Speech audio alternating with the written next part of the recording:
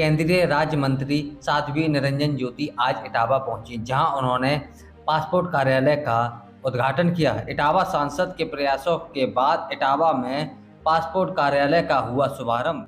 अब इटावा और औरैया के जनपदों के लोगों को नहीं लगाने पड़ेंगे कानपुर के चक्कर, क्योंकि अब इटावा में पासपोर्ट कार्यालय का शुभारंभ हो चुका है। मंत्री निरंजन ज्योति ने कहा, इटावा में पासपोर्ट कार्यालय बहुत पहले खुल जाना चाहिए था।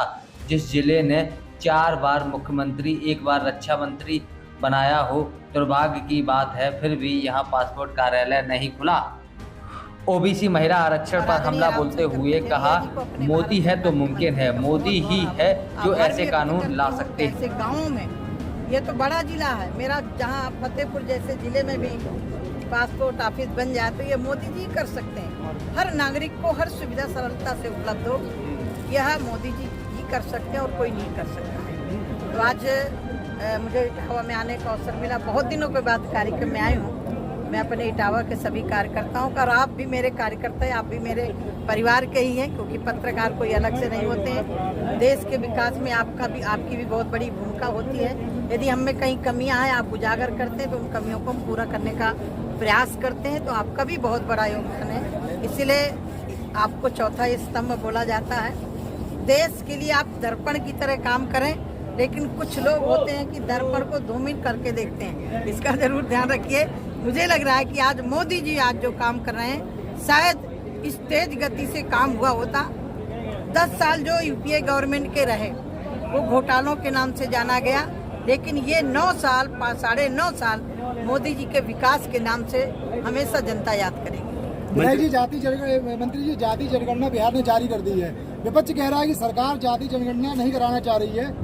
कहना चाहती हूँ, मैंने बिहार वालों से बहुत बात की है। देखिए, मैं जाति पर, यद्यपि मैं संत हूँ, किसी जाति पर विश्वास नहीं करती और ना मोदी जी करते। मोदी जी ने कहा गरीबों की एक जाति गरीबी, जब तक गरीबों की गरीबी दूर नहीं होगी तो हम देश को विकसित कैसे कर सकते हैं। तो अब जैसे सपोज मान लीजिए वहाँ निषादों की जनगणना की, तो किसी को मल्लाह की सूची में डाल दिया, किसी को सैनिक की सूची में डाल दिया, किसी को किसी सूची में डाल दिया।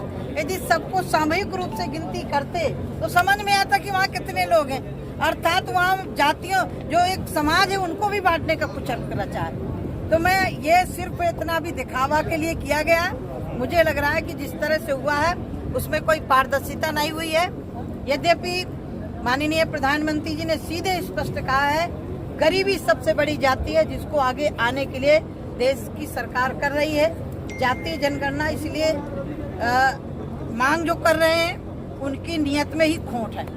मंत्री जी, 27 साल तक अभी तक महिला आरक्षण का मुद्दा संसद में उठता चला आ रहा है। इस बार भी महिला आरक्षण का मुद्दा उठा है, लेकिन विपक्ष इसके समर्थन में है। लेकिन कुछ विपक्ष के नेता ये कह रहे हैं कि महिला आरक्षण में भी ओबीसी आरक्षण का दिया जाना चाहिए। देखिए, जो कांग्रेस लाई थी, ठीक है ना, उसमें कहीं भी कोई जिक्र नहीं, सिर्फ महिला, आप तो मेरे से पहले भी सांसद रहे, सिर्फ उसमें महिला विधेयक ले करके, और हमारी भारतीय जनता पार्टी ने जब भी सदन के अंदर बिल आया है, भारतीय जनता पार्टी ने हमेशा सपोर्ट किया है।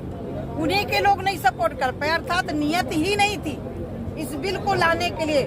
और मुझे उम्मीद है ये महिला बिल जो आया है, मुझे मोदी है तो मुमकिन है, जो भी जिस समाज की महिलाएं हैं, हमें विश्वास है, क्योंकि मोदी जी वो शख्सियत है कि जहाँ भी उनको कमी दिखाई पड़ती है उसको पूरा करते हैं। आरोप तो ये भी लगा है। एक मिनट, महिला बिल के लिए जिस तरह से पार्लियामेंट में पास तो होना ही था, लेकिन अब उनको लगा कि ये तो पास कर लेगी मोदी सरकार, तो वोट ही दे देना मजबूरी में किया, नहीं तो करते नहीं।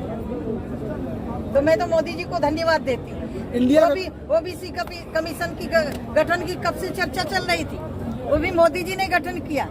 तो बहुत सारे ऐसे विषय हैं। तो मैं तो इतना मानती हूँ, मोदी जी पर मुझे विश्वास है, जो समाज पिछड़ा हुआ दिखाई पड़ेगा उसको जरूर आगे उठाने। अखिलेश यादव कह रहे हैं कि अगर जो कोई विपक्ष अगर आवाज उठाता, विरोध करता है, उसे जेल भेज दिए, चाहे पत्रकार हो चाहे संजय सिंह हो।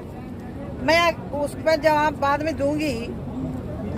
ये बताइए, उनके 2 मंत्री जेल में हैं, जो मुख्यमंत्री ये कहे कि मैं सरकारी संसाधन नहीं लूंगा, सरकारी गाड़ी नहीं लूंगा, सरकारी बंगला नहीं लूंगा, और वो बंगला में पर्दों में इतने कितने करोड़ बच गए।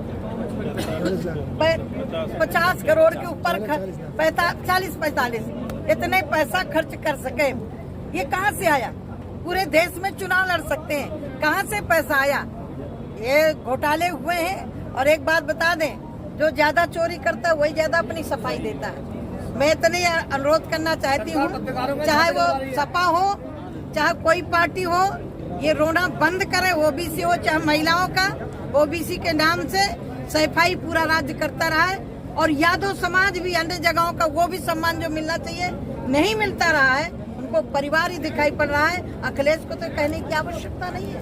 यदि संवैधानिक पदों में लेकर के प्रधान से सरपंच से मुख्यमंत्री तक, सांसद से लेकर के, यही आपकी मैनपुरी है। यदि परिवारवाद नहीं था तो किसी और यादव की पत्नी को लड़ा देते सांसदी में। पत्नी को ही क्यों लड़ाना पड़ा? यदि परिवार से नहीं उठे हैं तो उनके निगाह में कोई और परिवार नहीं है, न कोई जाति है। उनको परिवार अपना दिखाई पड़ता है और परिवारवादियों से हम ज्यादा उम्मीद भी नहीं करते। अखिलेश यादव कह रहे हैं 14 में आए थे, 24 में चले जाएंगे। यूपी से आए थे, यूपी से बाहर चले जाएंगे। यही नारा 22 में दिया था, यही नारा 19 में दिया था। मायावती और समाजवादी दोनों मिलकर लड़े थे। और अब भी देख ले, क्योंकि इनका गठबंधन ठगबंधनों का हुआ है और मोदी जी का गठबंधन गरीब जनता और आम जनता से। तो जिसका गठबंधन जनता के साथ होता है वही सरकार बनाता है। Thank you.